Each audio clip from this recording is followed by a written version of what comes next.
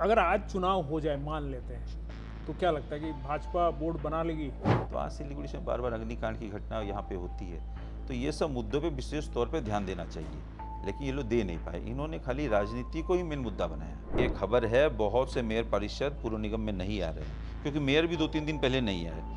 Mayor परिषद भी बहुत से अब नहीं आ रहे हैं और बहुत से काउंसिलर्स इनके अपने वार्ड ऑफिस में भी नहीं दिख रहे हैं। तो पता नहीं ये नेगेटिविटी क्यों आ रही है इनके मन में, क्योंकि इन्हें हेवी मैंडेट के साथ ये लोग आए हैं। 37 काउंसिलर हैं इनके। आप देखिए जिस प्रकार से 4 साल ये बोर्ड चला, नया क्या हुआ?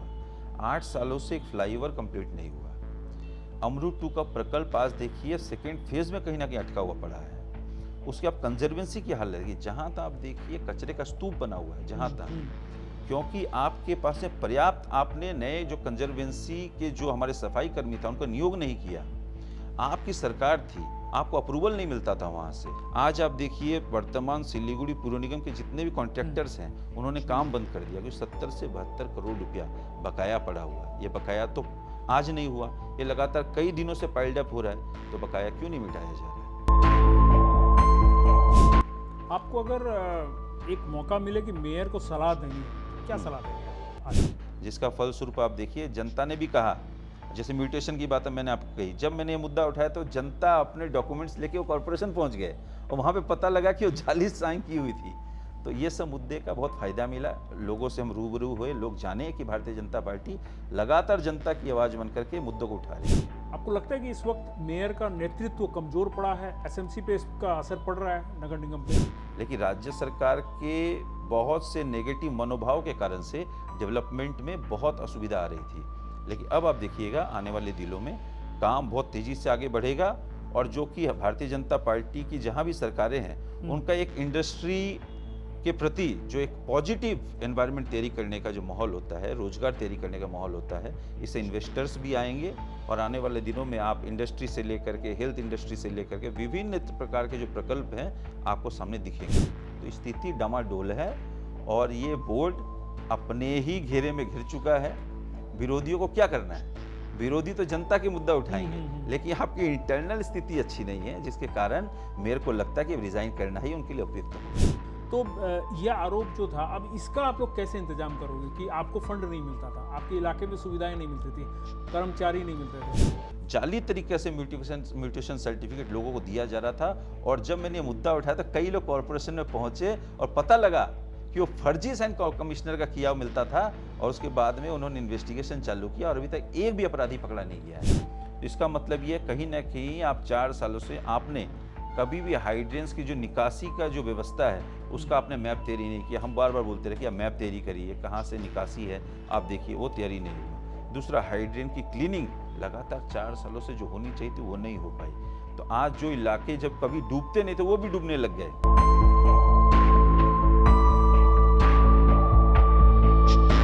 भाजपा की जीत के बाद लगातार हम आपको उन लोगों से मिला रहे हैं जिनका इस पूरी जीत के अंदर कुछ पार्ट, बहुत महत्वपूर्ण पार्ट है, और इन लोगों ने अपनी भूमिका को भी बहुत बखूबी निभाया है। हर मोर्चे पर जहां भाजपा के कर्मी और भाजपा के जो नेतागण हैं वो लगे हुए थे, उसी में एक और महत्वपूर्ण व्यक्ति था जो सिलीगुड़ी नगर निगम में जिनकी भूमिका है, वो पार्षद हैं और साथ ही विरोधी दल के नेता भी हैं। वो भी अपने मोर्चे पे डटे थे। वार्ड नंबर 9 के 9 नंबर है ना वार्ड? 9 थोड़ा सा रिपीट करा। हाँ, और election agent assembly. Ward number 9 के पार्षद हैं और सिलीगुड़ी विधानसभा क्षेत्र के इलेक्शन एजेंट भी हैं। उन्होंने भी इस पूरे चुनाव प्रक्रिया में अपने आप को झोंक दिया था और लगातार जिस प्रकार इन्होंने प्रचार किया, जिस प्रकार मुखर होकर, जिस प्रकार आक्रामक होकर पूरे प्रचार प्रक्रिया को अंजाम दिया, उसका नतीजा था कि सिलीगुड़ी विधानसभा क्षेत्र में शंकर घोष जो कि एमएलए के उम्मीदवार थे, उनको एक भारी मतों से जीत मिली। उनके सामने जो प्रतिद्वंदी थे गौतम देव जो कि सिटिंग मेयर थे, उनको एक करारी हार का सामना करना पड़ा। तो आज हमारे साथ हैं अमित जैन।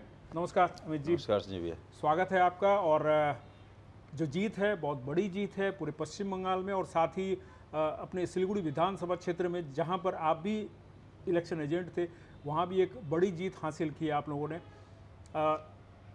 विरोध में रहकर अब सत्ता में आ चुके हैं आप लोग, परिवर्तन हो चुका है, फिलहाल कैसा महसूस कर रहे हैं? सर्वप्रथम संजय भैया, आपके माध्यम से और आपके चैनल के माध्यम से समस्त पश्चिम बंगाल की जनता और सिलीगुड़ी के समस्त नागरिक वृंदों को मैं बहुत धन्यवाद देता हूं कि उन्होंने कई सालों के बाद जो लोगों की एक डिमांड थी, आज भारतीय जनता पार्टी में पूर्ण अपना बहुमत दे करके हम पर विश्वास जताया है। इसके लिए मैं धन्यवाद देता हूं और साथ में आपके साथ ही समस्त मीडिया कर्मी और आपके चैनल को भी धन्यवाद देता हूं। आपने जिस प्रकार से निष्पक्ष होकर के जनता के मतों को आपके माध्यम से दिखाया, उसके लिए बहुत बहुत आपको धन्यवाद। धन्यवाद। तो फिलहाल महसूस कैसा कर रहे हैं, क्योंकि अब बदली बयार है, सब कुछ अब आपके साथ है। एक समय था जब बहुत कठिन परिस्थिति थी, मुझे याद है, मैं जब आपसे बातचीत भी हुई थी कई बार, तो एक विरोधी की भूमिका में आपको बहुत ज़्यादा मतलब तंग रहना पड़ता था, आपकी बातों को इग्नोर भी किया जाता था सिलीगुड़ी नगर निगम में। फिर भी आपने बहुत बार बहुत प्रखर होकर अपनी बात को रखा है। अब कैसा महसूस कर रहे हैं? देखिए, आज बहुत जिम्मेदारी के साथ हम लोग को आगे आना है, क्योंकि एक समय हम अपोजिशन में थे, तो उस समय भी हमने बहुत कुछ सीखा। वो आपको तपने का मौका देता है अपोजिशन में, लेकिन आज पार्टी पावर में है, पार्टी जनता के लिए प्रतिबद्ध है और बहुत जिम्मेदारी है। आज हम लोगों को बहुत सहिष्णु और बहुत ही गंभीरता के साथ जनता के बीच काम करना पड़ेगा और बहुत जिम्मेदारी के, जैसे कि हमारे प्रदेश अध्यक्ष ने भी कहा, जिस दिन हम लोग की जीत हुई, प्रदेश अध्यक्ष ने पहले ही कहा कि हमें किसी प्रकार का आक्रामकता नहीं दिखानी है, सहिष्णुता दिखानी है, कहीं पर भी हमें किसी भी झमेले में नहीं पड़ना है। अगर कोई भी व्यक्ति भारतीय जनता पार्टी का झंडा लेकर के कहीं पर भी अगर आक्रामकता दिखाता है, तो प्रशासन को साफ हिदायत दी गई थी उन पर एक्शन लिया जाए, क्योंकि अब हम सत्ता में हैं। अब ये सरकार जनता की सरकार है, ये भारतीय जनता पार्टी की सरकार नहीं है। पार्टी निश्चित तौर पे हम लोग सिंबल पे लड़ते हैं, लेकिन आने वाले दिनों में ये सुनिश्चित हमको करना होगा कि प्रत्येक जो हमारी जनता है, जिन्होंने हम पे भरोसा किया, उन तक हम परिसेवा पहुंचा पाएँ। अमित जी, आप पार्षद भी हैं और विधानसभा आपके सिलीगुड़ी नगर निगम में विरोधी दल के नेता भी हैं। वहाँ लगातार आपने लड़ाइयाँ लड़ी, आपने आवाज़ उठाई, जो समस्याएं थी सिलीगुड़ी की उनको लेकर आवाज़ उठाई। अब आपके पास में जो डबल इंजन की सरकार हम कह सकते हैं वो आ चुकी है। सिर्फ नगर निगम अब आपके कंट्रोल में नहीं है, लेकिन अगर माना जाए तो अब सरकार में मंत्री जो हैं वो नगर निगम के जो मंत्री हैं वो आपके ही मंत्री हैं। तो अब उन समस्याओं को किस तरह से आप डील करोगे? देखिए, बहुत ही इम्पोर्टेंट और बहुत सही सवाल आपने किया, जो कि राज्य सरकार हमारी है, केंद्र में भी हमारी सरकार है और यहाँ पे वास्तव में तृणमूल कांग्रेस का वर्तमान बोर्ड चल रहा है। लेकिन हमारी भूमिका स्पष्ट है, जो कि हम दायित्वशील ऑपोजिशन है पूर्व निगम में। हम परिसेवा लेके कोई राजनीति नहीं करेंगे, बल्कि पूर्व बोर्ड को सहयोग करेंगे। हमारे माननीय विधायक ने भी कहा, अगर वर्तमान बोर्ड उनसे जा कर के मिले और अपनी समस्या बताए तो निश्चित तौर पर सहयोग करेंगे। लेकिन वर्तमान में जो पूर्व बोर्ड चल रहा है और जिस प्रकार से 4 साल से उन्होंने बोर्ड चलाया, उन्होंने कभी भी हमारे जो जनप्रतिनिधि, हमारा सांसद भी यहाँ पे है, 2 सांसद हैं, एक राज्यसभा से एक लोकसभा से, और आसपास के समस्त विधायक भारतीय जनता पार्टी के थे, लेकिन कभी भी उन्होंने सलाह मशवरा उनसे नहीं किया। जब भी यहाँ पे प्रशासनिक बैठक होती थी तो उस समय की जो माननीय मुख्यमंत्री थी वो उनको बुलाती नहीं थी। तो निश्चित तौर पे सलाह मशवरे से ही काम चलता है, क्योंकि हम लोग तो सहयोग करने के लिए बैठे ही हैं। और आपने कभी भी देखा होगा पूर्व बोर्ड में हमने जनता का मुद्दा उठाया, लेकिन कभी भी व्यक्तिगत हमला हमने नहीं किया। जो भी बातें हमें लगी कि वर्तमान बोर्ड सही नहीं कर रहा है, जैसे आपको बता रहा है यूजी केबल का मामला है, आज भी आप देखिए 1.5-2 साल होने आ गया, रास्ते तोड़ दिए गए, वो रिपेयरिंग आज तक नहीं हुई। तो ये मुद्दों को हम लोगों ने उठाया। पानी की समस्या हमने लगातार उठाया। आज देखिए अमरूद 2 का प्रकल्प कई दिनों से अटका हुआ पड़ा है। तो ये तो वर्तमान बोर्ड की जिम्मेदारी बनती है। आप देखिएगा हमारे बर्धमान रोड का फ्लाईओवर है, 8 साल हो गए। तो ये गंभीर समस्या को हम लगातार उठाते रहे हैं और हमने अपने सांसद से भी कहा, सांसद ने भी मुखर होकर के समस्या को सुलझाने का काम किया, लेकिन वर्तमान जो पूर्व बोर्ड है वो कभी उनसे मिले ही नहीं, कभी बात भी नहीं। इस प्रकार से निराशाजनक मनोभाव नहीं रखना चाहिए। अब देखिए जनता ने जिता के भेजा है, हम लोग सबका सहयोग लेते हैं और हमने पहले भी देखा है, जो पहले भी थे उन्होंने भी सबका सहयोग लिया, लेकिन पता नहीं क्यों ये वर्तमान बोर्ड इतना डरता क्यों है। ये खुल करके आज भी आप देखिए जो सिलीगुड़ी में जो यूजी केबल का काम चल रहा है, मैंने कल ही पेपर में पढ़ा कि 400 करोड़ रुपए का बकाया पड़ा हुआ है। वो 400 करोड़ रुपए उनको नहीं मिल रहा है। तो अभी तो हमारी सरकार तो कुछ ही दिन हुए हैं, तो जो पहले की जो सरकार थी उन्होंने फंड अलॉट क्यों नहीं किया? आज आप देखिए वर्तमान सिलीगुड़ी पुर निगम के जितने भी कॉन्ट्रैक्टर्स हैं उन्होंने काम बंद कर दिया, क्योंकि 70 से 72 करोड़ रुपया बकाया पड़ा हुआ है। ये बकाया तो आज नहीं हुआ, ये लगातार कई दिनों से पाइल्ड अप हो रहा है, तो बकाया क्यों नहीं मिटाया जा रहा है? तो हमारा कहना है ये जो भी हो, लेकिन जब तक इन्होंने जनता का मैंडेट इनके पास है, ये लोग जनता से जो वादा इन्होंने किया वादा पूरा करें, और अगर वादा पूरा नहीं हो तो आगे आने वाले दिनों में जो निर्वाचन होगा जनता सही तय करेगी कि इनको लाना और किनको हटाना है। आप लगभग 5 वर्षों से आप बने हुए हैं, लगभग 4 वर्ष हो 4 चुके हैं, वर्ष हो मुझे गए लग रहा है। हमारे। तो इस दौरान आपने एसएमसी के कार्यकाल को कैसे देखा? माने वहाँ लोग आपस में सामंजस्य बनाकर काम कर रहे थे, मेयर की बात सुन रहे थे, उनके ही पार्टी के लोग, या विरोध था उसमें? विरोधाभास था? देखिए, इनके अंदर में ही एक बड़ा ही विरोध अभास हमने देखा। इनके ही एक मेयर परिषद दिलीप बर्मन लगातार इनके विरुद्ध में रहे। उन्होंने तो ये भी कहा कि चोर चोर मुसेरा भाई, जिसको बंगला में कहते हैं चोर चोर मसूतो भाई हम लोग बोलते हैं, ये भी बार बार आरोप लगाया गया। बहुत से आर्थिक तौर पर भी इन पे जो आरोप लगे उनका कभी भी पलटवार इन्होंने नहीं किया, बल्कि सफाई नहीं दी। अब कल ही मैंने एक नोटिफिकेशन देखा कि उनको हटा दिया गया है। तो जब वो पहले भी बोर्ड मीटिंग में नहीं आते थे, एमआईसी मीटिंग में, पहले क्यों नहीं हटाया गया? क्योंकि वो बहुत गुरुत्वपूर्ण एक महत्वपूर्ण एमआईसी थे। उनके पास कई विभाग थे, ट्रेड लाइसेंस लेके खेलकूद इत्यादि इत्यादि, लेकिन उनको पहले नहीं हटाया। इन्होंने सोचा होगा कि भी इलेक्शन है, इलेक्शन लेके भी नहीं हटाएंगे, लेकिन अब उन्होंने हटाया। और कुछ दिन आगे भी माननीय जो मेयर है वो कह रहे हैं हम रिज़ाइन करेंगे। भाई उनका अपना मामला है, हमने तो कभी नहीं कहा उनको रिज़ाइन करनी है, क्योंकि वो भारी मैंडेट के साथ आए हैं। जनता से उन्होंने बहुत वादा किया है।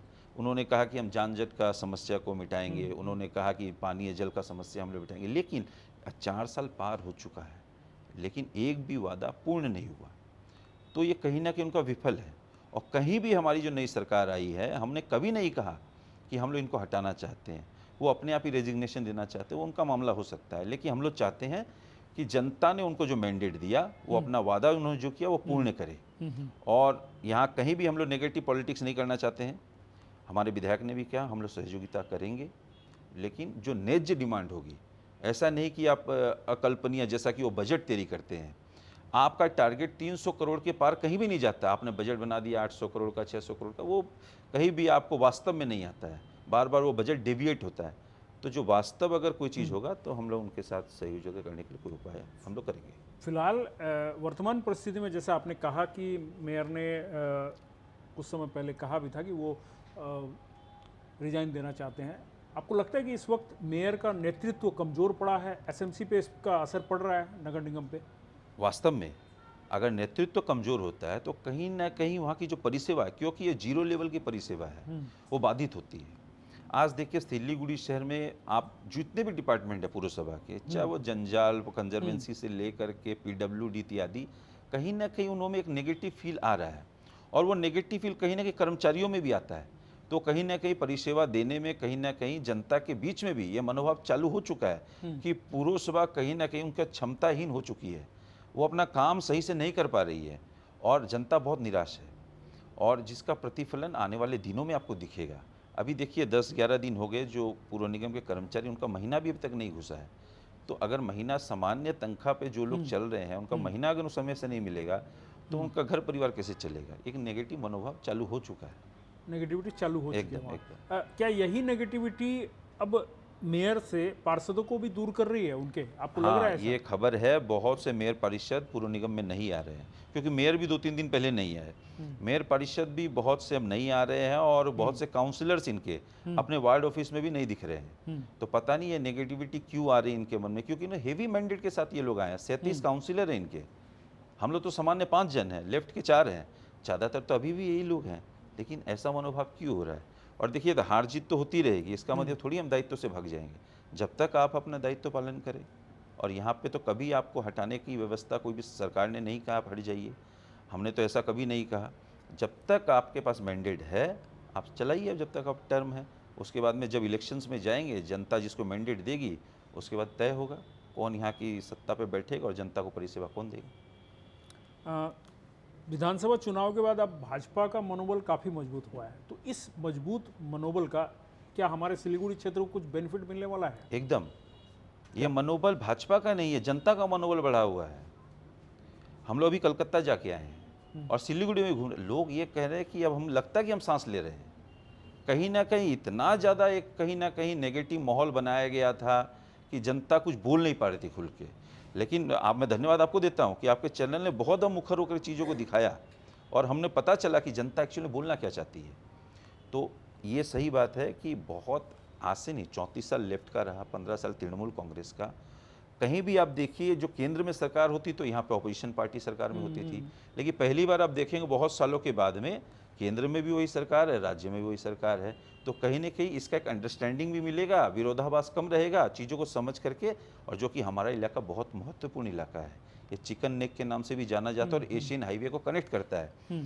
तो इस इलाके में डेवलपमेंट शुरू से ही केंद्र सरकार की नज़र थी, लेकिन राज्य सरकार के बहुत से नेगेटिव मनोभाव के कारण से डेवलपमेंट में बहुत असुविधा आ रही थी।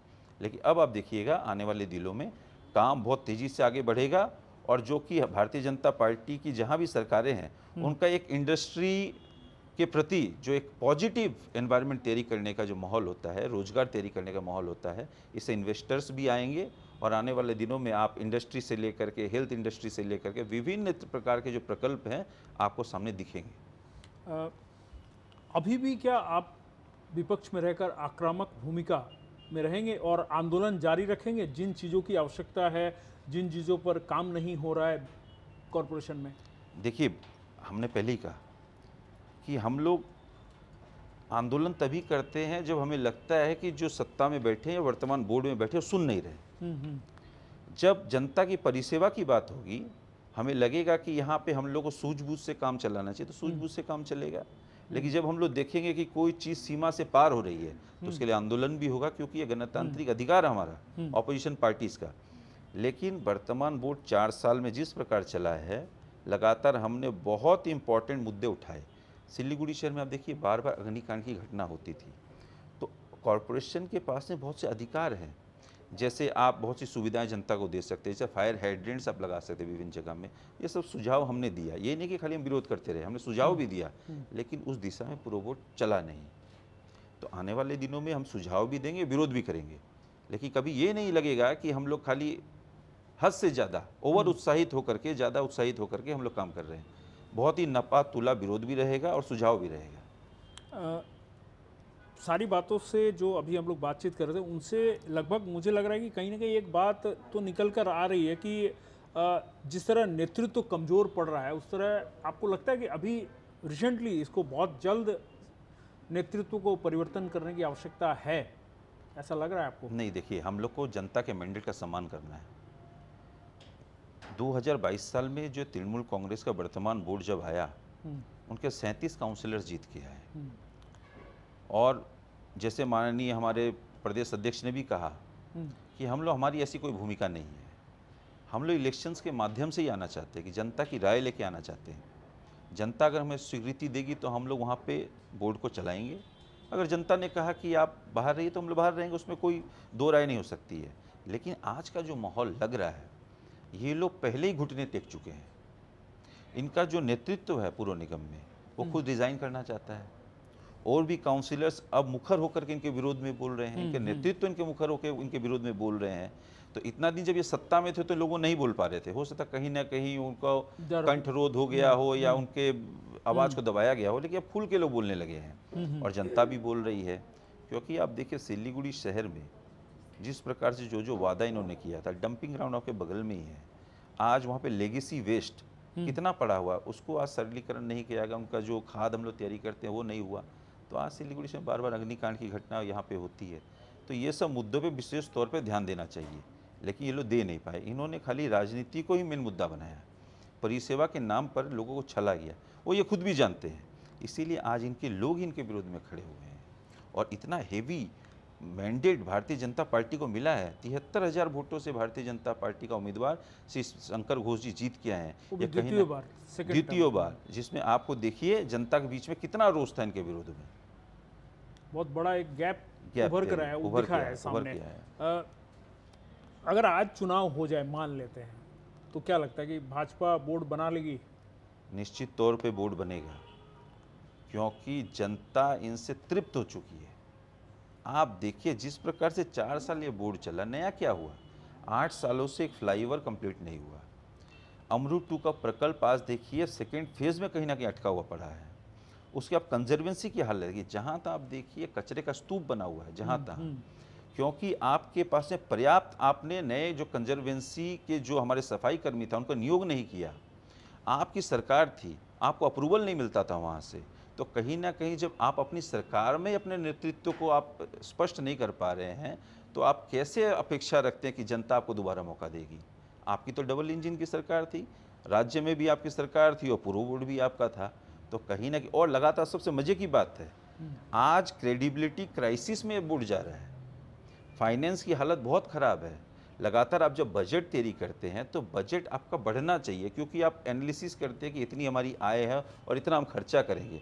आपने 600 करोड़ का बजट तैयारी किया और माइनस बजट था। कहीं ना कहीं डेविएट होकर के 300 करोड़ मतलब 50% से नीचे आपका डेविएशन आ रहा है, तो कोई भी नॉर्मल जो फाइनेंस को समझता होगा, नॉर्मल जो व्यापारी भी करता होगा, वो जानता है कि भाई हमने 50 रुपये का माल खरीदा है और उसको हमने 70 रुपये बेचा, 20 रुपये हमारा प्रॉफिट होगा, उससे हमने डेवलपमेंट करना है। लेकिन यहाँ तो मतलब कि लोगों की आंखों में धूल झोंकने का काम लगातार 4 साल तक जो किया, तो वो निश्चित तौर पे जनता ये समझ चुकी है कि आने वाले दिनों में इनके हाथों में कमान नहीं देनी है, क्योंकि केंद्र में भी भारतीय जनता पार्टी की सरकार और बहुत राज्यों में सरकारें चल रही हैं। आज ज़माना इंफॉर्मेशन टेक्नोलॉजी का है, आपको नई नई टेक्नोलॉजी लानी है, जिसमें ये लोग सक्षम नहीं हो पाए। आज देखिए सिलीगुड़ी शहर में क्या हुआ, सामान्य बारिश होने पर भी चारों ओर जल जमाव की परिवेश तैयारी हो जाता है। तो इसका मतलब ये कहीं ना कहीं आप 4 सालों से आपने कभी भी हाइड्रेंस की जो निकासी का जो व्यवस्था है उसका आपने मैप तैयारी नहीं किया। हम बार बार बोलते रहे कि आप मैप तैयारी करिए, कहाँ से निकासी है आप देखिए, वो तैयारी नहीं हुआ। दूसरा, हाइड्रेन की क्लीनिंग लगातार 4 सालों से जो होनी चाहिए थी वो नहीं हो पाई। तो आज जो इलाके जब कभी डूबते नहीं थे वो भी डूबने लग गए। मान लीजिए जो निचले इलाके वो तो डूबते थे, हमें पता है, लेकिन जो इलाके में कोई पानी जमता नहीं था वहाँ भी पानी अब जम रहा है। इसका मतलब ये है कि आपने ओवरऑल एनालिसिस नहीं किया और उस पर काम नहीं किया। आप बड़े बड़े बता तो रहे हैं कि भाई पानी आता निकल जाता है, लेकिन पानी आएगा तो निकलेगा, लेकिन वो जमेगा क्यों? इतना समय क्यों निकलता निकासी व्यवस्था से पानी निकलने के लिए? और कहीं ना कहीं आप देखिए राज्य सरकार ने भी जो इनका अपना ही बोर्ड था उनको कभी सही से सहयोग नहीं किया, क्योंकि वहाँ पे भी अलग राजनीति चलती थी, यहाँ भी अलग राजनीति चलती थी। ये लोग अपने ही खेमे में घिरे हुए थे, जो कि आज सामने आ रहा है, प्रकाश में आ रहा है। अच्छा, आप लगातार रहे तो आपने देखा होगा कि इसमें क्या पारदर्शिता की, ट्रांसपेरेंसी की कमी दिखी आपको? मतलब आपके सामने सब कुछ आता था, एज ए विरोधी दल के नेता आपको तो सब कुछ मालूम होना चाहिए, क्या आपको पता रहता था सब कुछ? ट्रांसपेरेंसी थी? ऐसा है कि देखिए कहीं भी आप लड़ी तो आपका टीम वर्क चलता है। जब वन मैन शो हो जाएगा कहीं पे, तो आप देख लीजिए कि वो कहीं ना कहीं वो गाड़ी पटरी से उतर जाएगी। अब आप देखिए, मैं व्यक्तिगत तौर पे कुछ नहीं बोलना चाहता हूँ, क्योंकि माननीय मेयर जो वेटरन पॉलिटिशियन, उन्होंने राजनीति बहुत देखी है। हम लोग फर्स्ट टाइमर है, लेकिन राजनीति हमने भी लगातार की है। आप जब तक टीम पॉलिटिक्स नहीं करेंगे, बट टीम के तौर पे आप काम नहीं करेंगे, तो निश्चित तौर पे आपकी व्यवस्था चरमरा जाएगी। यहाँ पे क्या होता था, जो भी बड़े डिपार्टमेंट थे मेयर ने खुद संभाल लिया उसको। उसके बाद में जो लोग थे जिनके पास डिपार्टमेंट था, वो कभी उनको लगा ही नहीं कि वो स्वाधीन है, अपने तौर पे कोई डिसीजन ले पाएंगे। तो इसके चक्कर में क्या हुआ कि आप देखिए, और जो इनके पार्टी के अंदर ही जो लोग लगातार पहले से चीज़ों को समझते उनको मौका नहीं मिला, फर्स्ट टाइमर्स को मौका दे दिया गया, ठीक आप दीजिए। लेकिन जो लोग जानते थे, जो जानकार थे, जिन्होंने लगातार काम किया है, उनको बाहर बिठा दिया गया। तो कहीं उनके मन में भी एक विरोधाभास तैयारी हुआ। तो आपने कई बार देखा होगा बोर्ड सभा में इनके अपने ही लोग विरोध करते थे। तो ये कारण था कि ये लोग अपनी चीज़ों को संभाल के नहीं रख पाए। तो इस चक्कर में क्या हुआ कि जो बड़े बड़े डिपार्टमेंट अपने पास रहेगा और डिपार्टमेंट फेल कर गए, जैसे पीडब्ल्यू डिपार्टमेंट, प्रत्येक बजट में हम देखते तो 60 से 70% उसका बजट डेविएट हो जाता था। इन लोगों ने खाली राज्य सरकार के फंड, केंद्र सरकार के फंड और विभिन्न एनबीडीडी व एसजीडी के फंड से ही पुरसभा को चलाया। इनका ओन सोर्स ऑफ इनकम लगातार गिरता गया। इनका खुद का कोई एकदम अब जो अपना रेवेन्यू जनरेशन है वो लगातार गिरता गया, जिसके फलस्वरूप आप देखिए कहीं ना कहीं क्रेडिबिलिटी क्राइसिस हुआ और आज कॉन्ट्रैक्टर लोग काम नहीं कर रहे हैं। उनका 70 से 72 करोड़ रुपए का बकाया है जो ये वर्तमान पूर्व बोर्ड चुका नहीं पा रही है। तो ये साफ साफ दिख रहा है, जो भी नॉर्मल आदमी जानता, बजट को समझता है, वो बोल पाएगा देख करके। तो स्थिति डामाडोल है और ये बोर्ड अपने ही घेरे में घिर चुका है। विरोधियों को क्या करना है? विरोधी तो जनता के मुद्दा उठाएंगे, लेकिन आपकी इंटरनल स्थिति अच्छी नहीं है, जिसके कारण मेरे को लगता है कि रिजाइन करना ही उनके लिए उपयुक्त होगा। आपको अगर एक मौका मिले कि मेयर को सलाह देनी हो तो क्या सलाह देंगे आप आज? देखिए, हम तो इतना ही कहना चाहते हैं कि आपको जो समय काल मिला है, आपने जनता को जो वादा किया, वो जनता को वादा को पूर्ण करने की आप चेष्टा करें और आपकी इंटरनल राजनीति की वजह से जनता को कहीं नुकसान ना हो, इस चीज़ का हम लोग सुझाव देंगे। और हम लोग आपको ये आश्वस्त करना चाहते हैं संजय जी कि आपके माध्यम से कि हम लोग कोई नेगेटिव पॉलिटिक्स नहीं करना चाहते हैं। हम लोग पॉजिटिव माइंडसेट के साथ में, हम विरोधी में हैं और हमें जब भी कभी लगेगा कि जनता के प्रति इनका मनोभाव ठीक नहीं है तो विरोध प्रदर्शन भी इनको झेलना पड़ेगा। और अगर बात करप्शन की करें तो आपको लगता है कि कोई करप्शन, इस तरह का बड़ा कोई करप्शन हुआ है देखिए, कॉर्पोरेशन ये में? पहली जो राज्य सरकार है हम्म, उनकी तो 10 अंगुली ही जो है कि करप्शन में डूबी हुई थी, जिनका शीर्ष नेतृत्व करप्शन में था, तो नीचे वालों को हम क्या कह सकते हैं। लेकिन दुख की बात है कि जो वादा करके ये लोग आए थे, इन्होंने एक भी वादा पूर्ण नहीं किया। ये लोग लगातार बात करते थे। आप देखिए, नदी सफाई की बात होती थी, पर्यावरण की बात होती थी। आप देखिए, लगातार ऐसे रोड में अगर हमने आंदोलन नहीं किया होता तो वहाँ पे जितनी भी हरियाली थी ये लोग उजाड़ देते। आज शहर में कितने गाछ इन्होंने काट दिया। आज सिलीगुड़ी जाम जट की स्थिति देखिए, अगर हम लोग जलपाई मोड़ से आपके स्टूडियो तक पहुँचे तो हमें 45 मिनट लग जा रहा है। क्योंकि देखिए, सिलीगुड़ी शहर में पहले भी हमने मुद्दा उठाया, एक समय रिक्शे का शहर था, फिर टोटो का शहर हो गया। तो हमने किया कि भी जितना आपने टोटो रास्ते पे उतार दिया उसको नियंत्रण कर लीजिए आप, लेकिन नियंत्रण तो किया नहीं और बढ़ा दिया उसको, जिसका फलस्वरूप आज देखिए लोगों को चलने में असुविधा सिलीगुड़ी शहर में हो रही है। व्हीकल तो आप दूर की बात छोड़ दीजिए, लेकिन आने वाले दिनों में हम लोग इस चीज़ को सुनिश्चित करेंगे कि कैसे व्यवस्था को ठीक किया जाए। तो स्मार्ट सिटी प्रोजेक्ट के लिए कुछ ऐसा प्लानिंग हुआ है क्या? माने कुछ बातचीत चल रही है? देखिए, पहले तो स्मार्ट सिटी की बात हुई थी, लेकिन ये पिछली जो राज्य सरकार है उसका जो मनोभाव था उसके कारण से प्रोजेक्ट वापस चला गया। लेकिन जो कि अब नई सरकार बनी है, डबल इंजन चलेगी और जब यहाँ पे बोर्ड भी बन जाएगा तो ट्रिपल इंजन हो जाएगी। और जो पहले की सरकार थी उनका तो फ्यूल ही ख़त्म हो गया था, तो इंजन क्या चलाएंगे वो लोग। तो कहने का मतलब ये है कि प्लानिंग हो रही है और ये लोगों ने तो 1 साल तो हनीमून के नाम पे कटा दिया। हम लोग जब भी प्रश्न करते थे, भाई हमारा तो अभी नया बोर्ड आया, कम से कम हनीमून पीरियड चल रहा है हमारा, और ऐसा हनीमून पीरियड इन्होंने चलाया 1.5 साल तो यही बोल रहे थे। एकदम 1 साल तो ऐसा हनीमून पीरियड चलाया कि वास्तव में जिन्होंने हनीमून बनाया वो भी सोचते हैं कि इतना लंबा हनीमून कैसे होता है। तो स्थिति जो है ओवरऑल डामाडोल है, एक क्रेडिबिलिटी क्राइसिस में वर्तमान पूर्व बोर्ड चल रहा है। लेकिन जो भी है, जनता से इन्होंने जो वादा किया वो पूर्ण करे। अगर वो वादा पूर्ण नहीं होता तो अपोजिशन पार्टी के नाते हम लोग इनको याद दिलाते रहेंगे। जनता से आप कैसे जुड़ेंगे आप लोग? मतलब टॉक टू मेयर करते थे, मेयर जनता से बातचीत करते थे, संवाद करते थे। अब आप एक विरोधी दल के नेता है, एक ऐसी पोस्ट है आपकी कॉरपोरेशन में जो कि एक महत्वपूर्ण पोस्ट मानी जाती है, तो जनता का संवाद आप कैसे करेंगे? आप देखिए, ऑपोजिशन ही जनता की आवाज़ होती है। हम लोग जितने भी मुद्दे उठाते जनता ही हमें बताती थी। जब भी हम कोई इलाके में जाते थे, लोग हमको चिट्ठी के माध्यम से, व्हाट्सएप के माध्यम से या फ़ोन करके या हमसे मिल के जनता हमें बताती थी, हमने मुद्दा उठाया। मैं आपको बताना चाहता हूँ, सबसे आगे गंभीर जो सिलीगुड़ी म्यूनसिपल कॉरपोरेशन बड़ा करप्शन जो दिखा वो ट्रेड लाइसेंस में दिखा। ट्रेड लाइसेंस विभाग ऐसा हो गया है, पहले हम लोग जब ट्रेड लाइसेंस बनाते थे तो हमें अपना डॉक्यूमेंट्स ले जा करके वहाँ पे वेरीफाई कराना पड़ता था, उसके वहाँ से अप्रूवल मिलता था, हमारा ट्रेड लाइसेंस बनता था। और जब से राज्य सरकार ने इसको ऑनलाइन किया, उसके बाद क्या हुआ कि अब फर्जीवाड़ा इतना बढ़ गया कि लोग फेक होल्डिंग दे करके अपना ट्रेड लाइसेंस तैयारी करने लगे ऑनलाइन में। उसको कोई वेरिफिकेशन नहीं, कोई वेरिफिकेशन नहीं है और इनके पास में इतना काठमो ही नहीं है कि ये जा करके वहाँ पे वेरिफिकेशन कर सके। क्यों? मान लीजिए दिन में हमने 100 ट्रेड लाइसेंस जनरेट किया तो इनके पास इतने लोग ही नहीं है कि 100 आदमी के पास जाके वेरीफाई कर सके। पहले कॉर्पोरेशन में फॉर्म दिया जाता था, हम फॉर्म भरते थे, डॉक्यूमेंटेशन डेट मिलता था, वेरिफिकेशन होता था, उसमें एक स्कूटनी होती थी, वो स्कूटनी बंद कर दी गई।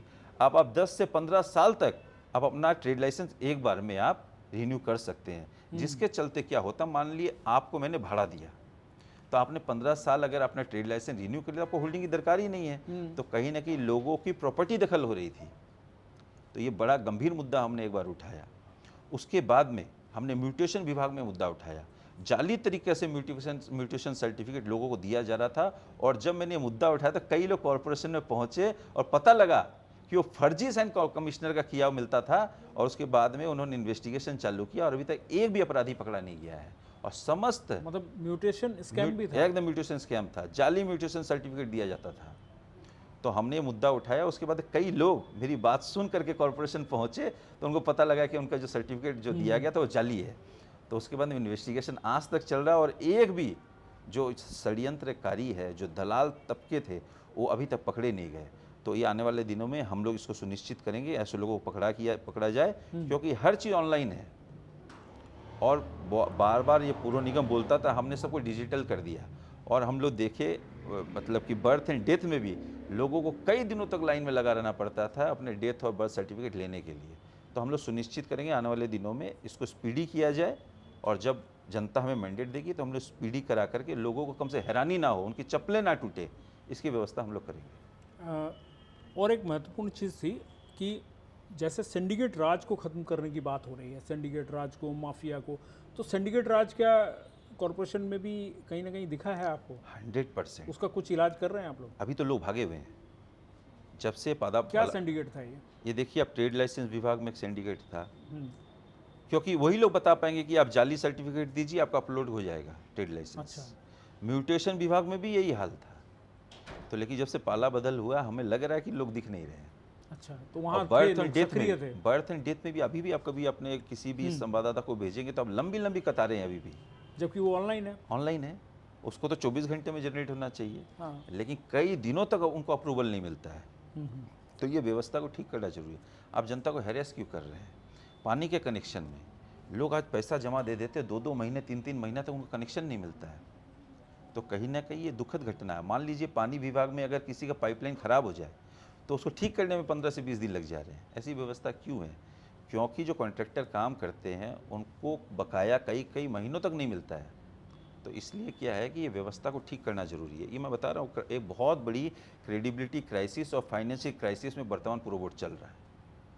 आपके जो 5 पार्षद हैं आप लोग भाजपा के अलग अलग वार्ड में, जैसे मैं अगर गिनूँ 4 नंबर, 5 नंबर, 8 नंबर, 9 नंबर, हाँ भी टोटल 5 पार्षद आप लोग हैं।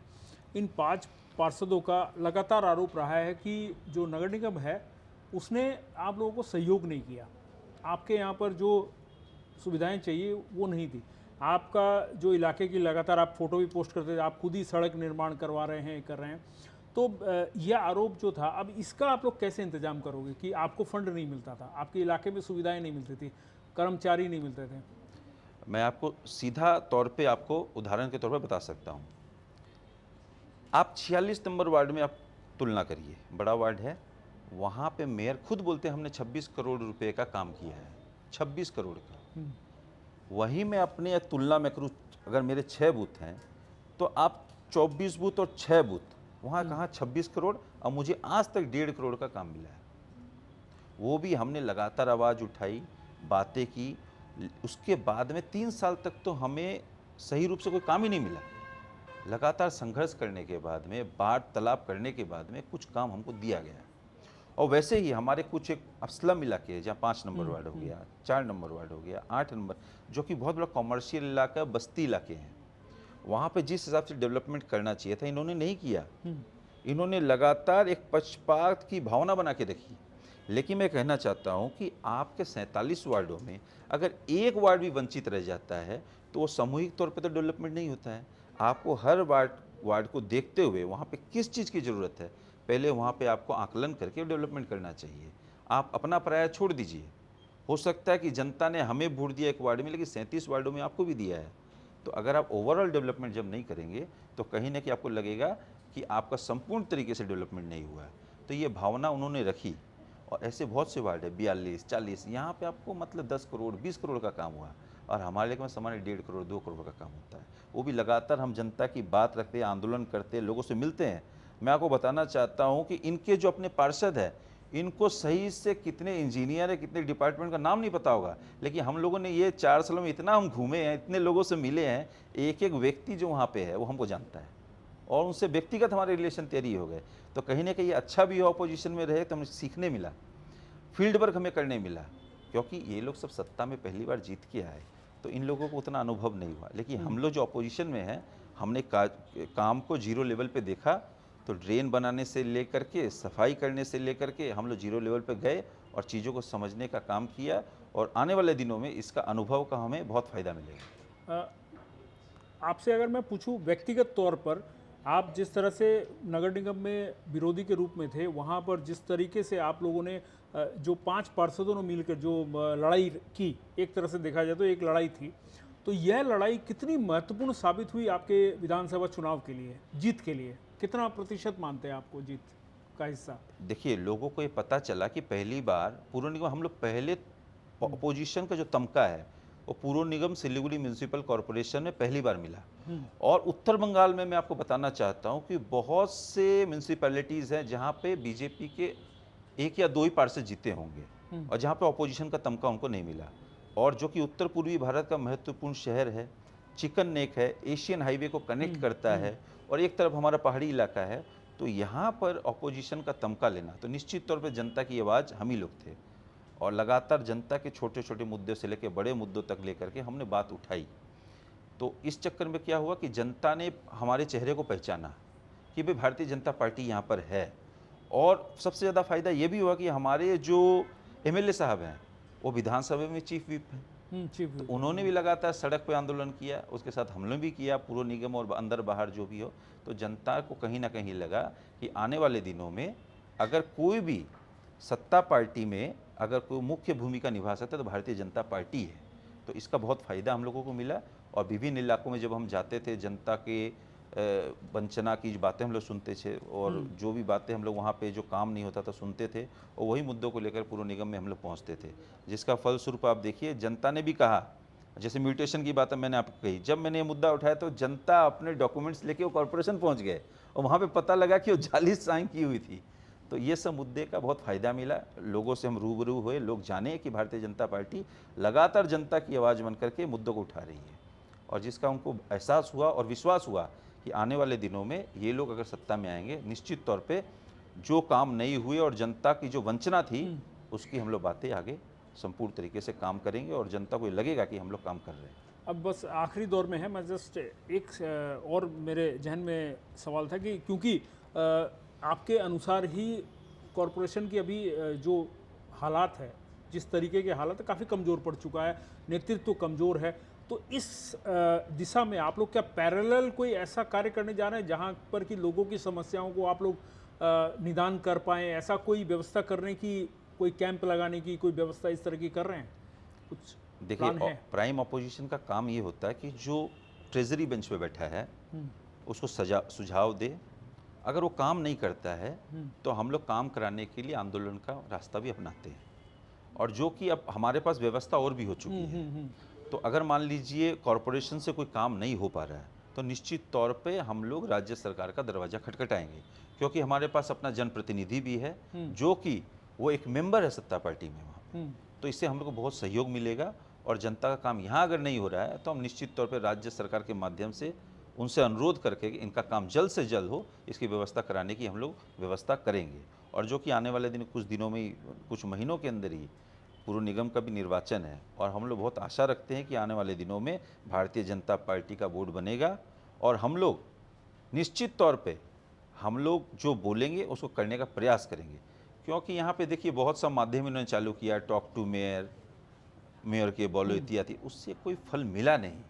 आप कुछ छोटे मोटे आपने काम कर दिया होगा, कहीं ड्रेन साफ करा दी होगी कुछ, लेकिन जो मूलभूत सुविधा जो जनता को देने की बात थी वो कहीं पे हुआ नहीं।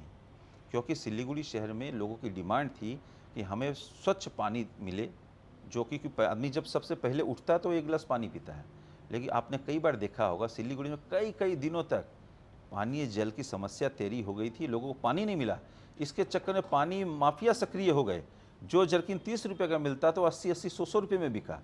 तो कहीं ना कहीं लोगों की जेबों को काटने का काम भी वर्तमान पूर्व बोर्ड में किया है, जो कि बहुत बड़ा अन्याय है। तो आने वाले दिनों में हम लोग सुनिश्चित करेंगे कि जनता को ये मूलभूत सुविधाओं के लिए भी कहीं ना कहीं भटकना ना पड़े।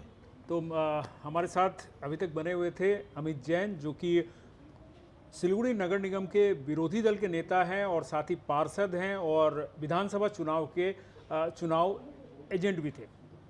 तो इनसे हमने लगातार बात की, इनसे जाना कि कैसी परिस्थितियां रही और क्या क्या इन्होंने किया अपने व्यक्तिगत तौर पर।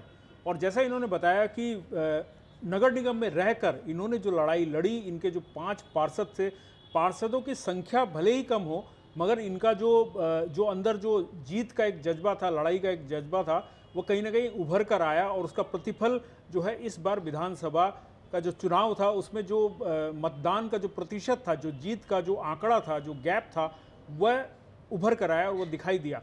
मैं जाते जाते एक चीज़ और पूछना चाहूँगा आपसे कि अगर कोई अपील आप करना चाहें, क्योंकि आप सिलीगुड़ी नगर निगम में अभी एक मुख्य भूमिका में हैं, तो कोई अपील अगर करना चाहते हो दर्शकों से तो आप कर सकते हैं।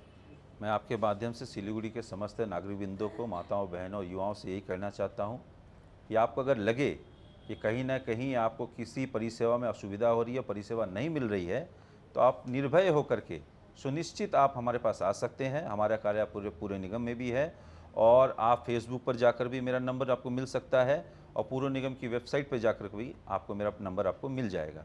तो आप लोग निर्भय होकर के हमारे पास आ सकते हैं और आपको मैं धन्यवाद देना चाहता हूं कि आपके बदौलत ही ये सरकार बनी है और ये जनता की सरकार है और हमने कभी भी आपके माध्यम से आपको एहसास नहीं होने देंगे कि कोई पॉलिटिकल पार्टी की सरकार चल रही है। ये आम जनमानस की सरकार है और आपके लिए सब समय हम लोग प्रतिबद्ध हैं। आप कभी भी हमें फ़ोन कर सकते हैं, हमसे मिल सकते हैं। धन्यवाद।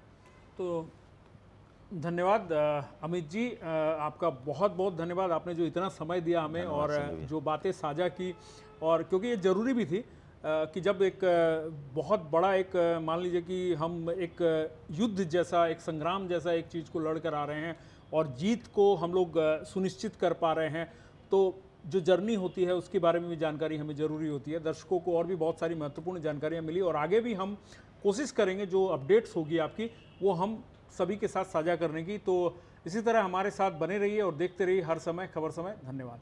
धन्यवाद।